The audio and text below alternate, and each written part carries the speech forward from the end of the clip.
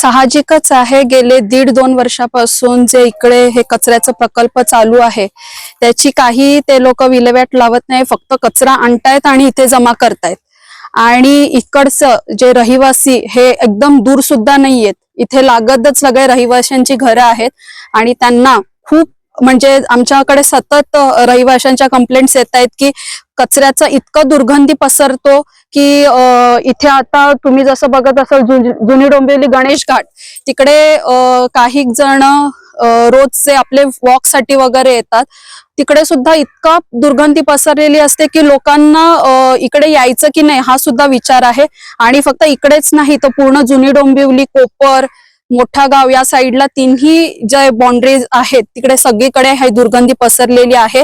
आणि मी नगरसेविका म्हणून माझी जबाबदारी आहे की माझ्या प्रभागातील लोकांना हे याच्यामध्ये मी टाकणार नाही, या दुर्गंधीमध्ये टाकणार नाही. हे जे प्रकल्प जे आहे ते इल्लीगल आहे आणि जे मँग्रोव्ज वगैरे तोडले आहेत, त्याच्यानंतर हे खाडी लागत जे पाणी आहे तिथे हे कचरा बाहेर आणून टाकला आहे.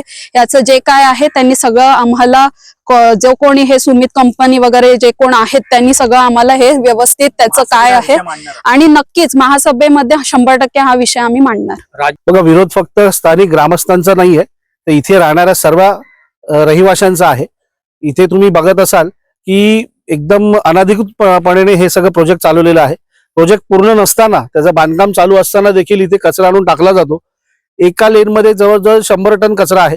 इथे 400 टनापेक्षा जास्त कचरा येतो, त्याची विल्हेवाट व्यवस्थित लावली जात नाही.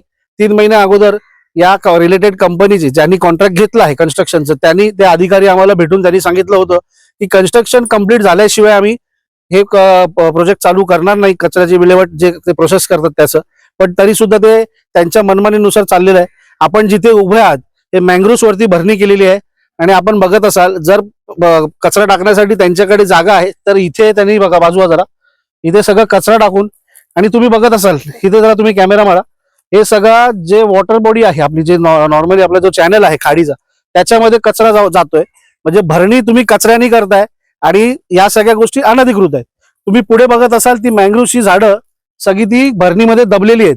म्हणजे इथे मँग्रोव्स होतं आणि मँग्रोव्स वरती भरणी करून हे सगळं मनमानी कारभार चाललेला आहे.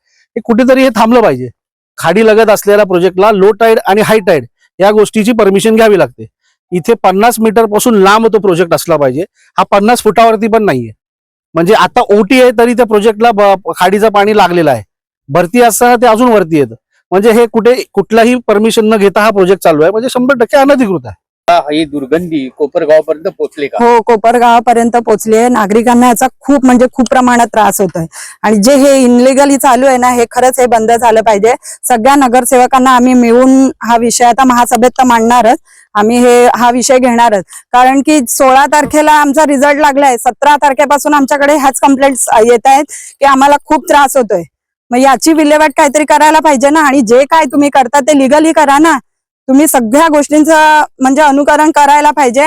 हा विषय आम्ही रविदादांपर्यंत पण नेऊ. कारण की आम्हाला रविदादांनी जी जिम्मेदारी दिली आहे, जे आम्ही आता नगरसेवक झालोय, लोकांना आमच्याकडनं काहीतरी अपेक्षा आहेत ना. आणि पहिला हा विषय येतोय की कारण माझ्या घरापर्यंत वास येतोय. हे तर जुनी डोंबिवली, आम्ही कोपर गावात राहतोय आणि आता आम्ही पूर्णपणे विरोध करणार आणि आम्ही पूर्णपणे उतरणार.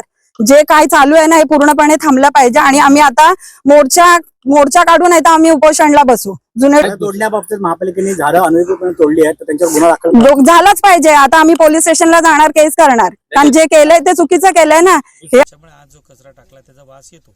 साधारणतः कचरा आल्यानंतर बाबा तो कंपोस्टिंग व्हायला वेळ लागतो, त्याची जी प्रोसेस व्हायला वेळ लागतो तिथपर्यंत येतो. पण त्याच्यासाठी सुद्धा आपण त्याच्यावरती स्प्रेइंग करत असतो, म्हणून आज वास येतोय. ठीक आहे, त्यांना वास येतो म्हणून आपण स्प्रेइंग करत सांगितलं. म्हणजे प्लॅन बंद नाही, हा प्लॅन वर्किंग कंडिशनमध्येच आहे. फक्त आज काय थोड्या मोठ्या प्रमाणात कचरा आला असेल त्याच्यामुळे स्मेल येतोय, त्याच्यावर सुद्धा सोल्युशन आता प्रशासनातर्फे आपण करतो. ते येऊन पाहणी करतील. बाकी झाडांचा जो विषय आहे ते पण त्यांनी सांगितलं की सध्या आपण भरणी स्टॉप करायला सांगितलेली आहे. ती नंतर मँग्रोव्हचं जे यांचं जे म्हणणं आहे की मँग्रोव्ज कटिंग करून भरणी केली गेलेली आहे, ते सुद्धा आता स्टॉप केलेलं आहे. पुढे ते येऊन इन्व्हेस्टिगेशन करतील. झाड तोडली जातात, ते त्यांचे अधिकार आहेत, तो काही मी थांबवू शकत नाही. पण जे कन्सर्न ऑफिसर्स ज्यांच्या अंडर हा वर्किंग आहे, एक्झिक्युटिव्ह इंजिनियर्स आहेत, ते उद्या स्वतः येतात. त्यांच्याशी मी आता बोलणं केलं, उपायुक्तांशी बोलणं केलेलं आहे. ते उद्या स्वतः पर्सनली तिथे येतील, मी त्यांच्याबरोबर असेल. काय अनधिकृत आढळलं तर आम्ही त्यांच्यावर तक्रार करू, काही हरकत नाही तसं.